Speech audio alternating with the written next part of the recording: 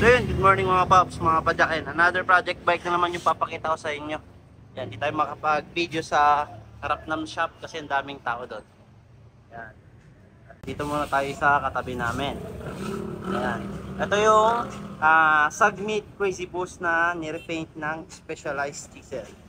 Yan, ang daming nagkakamali dito. Kala nila ito yung original Specialized Chisel. Yan, paano naman kasi ay identical. Kahit ultimo dito sa mga head tube niya, tsaka dito sa ano nyo, yung parang tanaw yung pagka-welding, kuhang-kuha. Yan, pati dito, 31.6. Yan, pares lang din sila ng tubing sa likod, boost type, through axle. Napakaganda. Ito yung pinagayahan natin na bike. So ito naman yung kinalabasan ng project bike natin. Napaka-pogi na ito, lalo na sa personal. Saysayin natin yung mga parts na kabit dito sa project bike natin. Ang size na ito 29/10 small. Pops Pro 3 headset. Yan, napakaganda ng headset natin kasi CNC, Mags type, Mags design. Yan, CNC triangle. Gamitan din natin ng Pops Pro 3 carbon integrated handlebar. Baka pogi yan, astig. Design na ito parang hood ng mga sports car. And palalim, tapos may parang guhit dito. Napaka-stick yan, carbon. Siyempre, proud Pinoy pa rin tayo. Dito yung 4 color ng Philippine flag natin. Naka Pops Pro 2 anti-slip handle grip. At siyempre, meron din siyang remote para sa dropper post natin. Yan, naka straight Shimano XT. Yan, group set pa lang nito, isang project bike na. Yan, brake set, 2 finger, pati shifter natin, XT yan. XT. Chain natin, XT.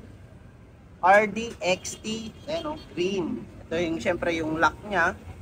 Yan. 1051, itong dalawang big ring niya, alloy black. Yan, dito malalaman na XT pag itong dalawang big ring niya, alloy at saka kulay black. Naka 36 teeth. Lahat ng XT naka 36 teeth na yan. Siyempre, naka chain guide din tayo kasi yun yung request ni sir. Para hindi talaga siya matatanggalan ng kadena. Yan. Weapon, ambush, seal bearing, flat pedal. Napaka-smooth ng pedal na ito. Tara naman tayo sa port. Yamanin na naman. RockShox Reba.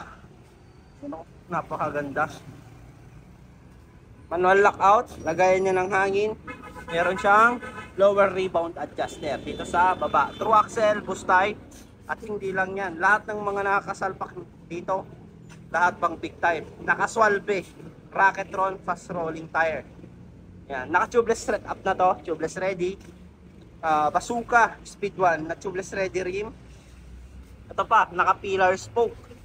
Naka speed 1 sniper na hubs. Ito naman yung rotor natin, I-Step rotor, baby. Yan, rotor pa lang mahali na. Siyempre, Pops Pro 2, nagmamalaki natin na upuan, comfort saddle. Meron siyang airflow dito at the same time meron siyang honeycomb design na cover. Yan, ang purpose nito, just in case na may tumusok dito sa baba, is safe yung jetlog natin. At ito pa, yan, hindi na yung staple. Ito yung solid nylon plastic na cover natin. Hindi agad basta-basta nagkakrak yan. Napaka-solid. Siyempre, dropper post tayo na speed 1. Speed 1, dropper post, 125 yung travel neto. At siyempre, di mawala yung sound check ng project bike natin. Build cost neto, hindi natin pwedeng i-reveal kasi malalagot si sir kay Mrs. Ayan, maraming salamat sa patuloy na pagsuporta dito sa Pops Bike Shop.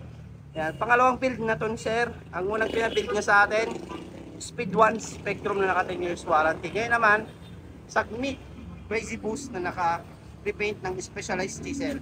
Kuhang-kuha natin yung gusto ni sir kasi gusto niya yung red candy na pagpapunta sa baba is nagiging matte, dark. Red siya, parang maroon. Yan, combination siya ng white. Yan, shout out natin si RC, napaka-solid ng gawa niya. Yan. So yun, maraming salamat. Kung gusto niyo rin magpa-build, contact lang kayo dito sa Pops Bike Shop or PM kayo. Thank you.